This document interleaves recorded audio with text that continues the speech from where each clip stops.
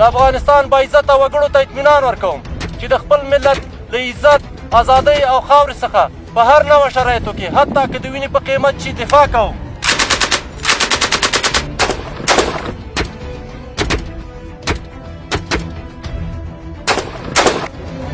قوای خود سربسنش آسی اطمینان پرنم سند افغانستان سماجا خصوصا رئیس جمهور افغانستان که زبا انشالله کوی مس بدن با یک قطره لوی زبری افغانستان دفاع میشه افغانستان سماجا دفاع میشه انشالله.